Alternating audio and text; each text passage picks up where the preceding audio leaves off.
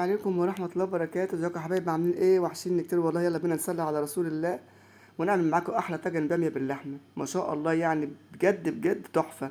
طبعا انا جبت حلة على النار وفيها مية زي ما انتم شايفين كده، حطيت بصلاية وطماطماية، حبهان مستكة، ورق لوري. تمام. طبعا مش هحط البهار بتاعي دلوقتي يا حبايب قلبي، انا بحط البهار بعد ما اشيل الريم من على وشها. تمام. نحط البهار بتاعنا بقى فلفل اسود او فلفل ابيض، تحط الموجود يعني كمون، سبع بهارات، بهار لحمه الموجود عندك. تمام.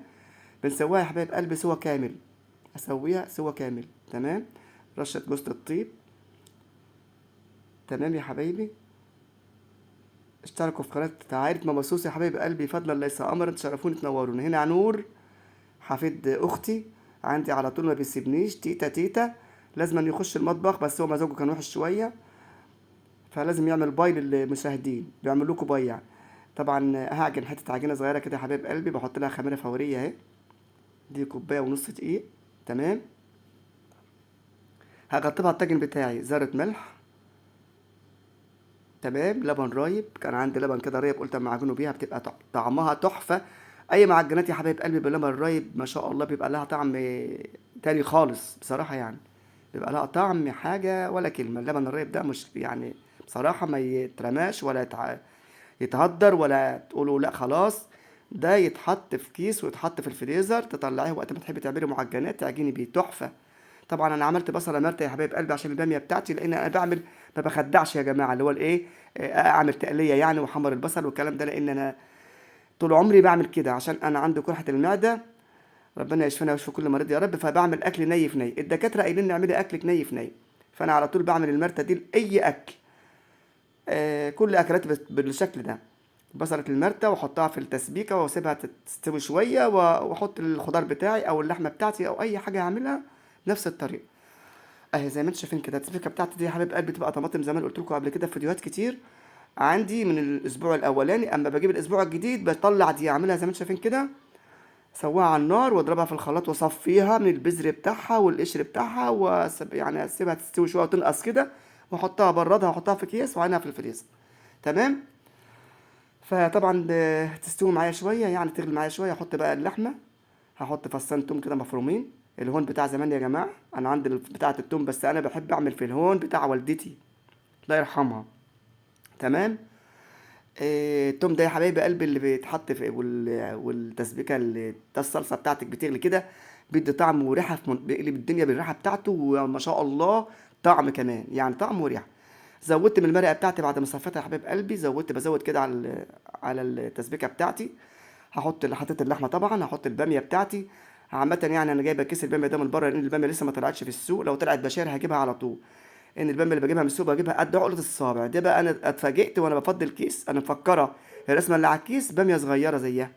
فضيت لقيت الباميه ايه كبيره شويه. كان المفروض لو انا شفتها من الاول وفضيتها في طبقه ولا حاجه قسمتها نصين، لان انا بحب الباميه الصغيره يا حبايب قلبي بيبقى شكلها ظريف كده. تفتح حبه بابريكا يا حبايب قلبي عشان اللون يبقى شكله حلو كده. وظبطت الحدق بتاعي، ويلا نفرد العجينه بتاعتنا. نفرد العجينه بتاعتنا يا حبايب قلبي زي ما انتم شايفين كده، عشان هحطها على الطاجن وادخلها الفرن. ليه بقى؟ انا عايز اكل الباميه بتاعتي دي بعيش. هم قالوا اعملوا، ابني قال اعملي لي طبق رز على قدي وانتوا حره. قلت له انا هاكل بعيش. فانا حبيت اعمل العجينه دي لان انا نفسي فيها، بحبها بعشقها، اللي هي بتبقى في الفرن دي على الطاجن. طاجن باميه، طاجن اي طاجن تعملوه، اي طاجن يعني لحمه وكده. تمام. خصوصا الباميه بقى بتحب العيش يا جماعه وانتوا عارفين الباميه بتحب العيش. تمام.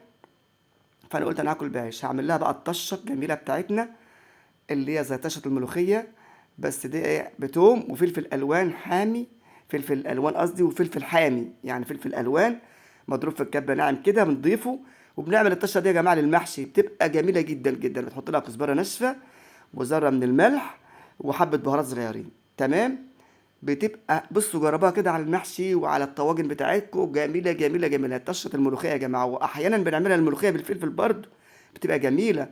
يعني فين احنا بنعملها عادي بالكزبره والثوم للملوخيه، لا انت زودي بس حبه الفلفل الحامين دول وحبه الفلفل الالوان ونعمهم كده.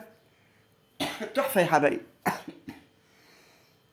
ادعوا لي يا جماعه، الحساسيه مبهدلاني اليومين دول في دخلة الربيع، حساسيه الجيوب الانفيه والله يا جماعه الصداع مستمر على طول، وعندي البخاخات وكله، ادعوا لي ربنا يشفيني ويصرف عني وعن اللي عندهم حساسيه كلهم، لان بجد صعبه جدا جدا. طبعا طشينا الطشه بتاعتنا على الطاجن، وهنحط العجينه عليه يا حبايبي ودخله الفرن لحد، هو طبعا كل حاجه مستويه على النار على البوتاجاز من فوق. طبعا انا مش عايزه غير ان انا اكل الرغيف ده بايه؟ بالباميه. تمام. ليا مزاج اكل عيش، معدتي مش قابله رز النهارده. تمام. فعملت كده. طبعا العجين اللي انا شلته من على حواف الطاجن ده من على الحرف، في حته تانية فاضيه يا فايضه قصدي فايضه هي فاضيه. هعملهم، عملتهم فطيرتين صغيرين كده، وعملت لهم على الطاسه من فوق طريين وفي منتهى الجمال، واكلت واتبسطت والحمد لله. وربنا يديمها علينا نعمه على امه محمد يا رب وعلى العالم كله، ويحفظها من الزوال، ويجعل في بيوتكم الخير والهنا والسرور يا رب، وتمن قلوبكم واشرح صدركم.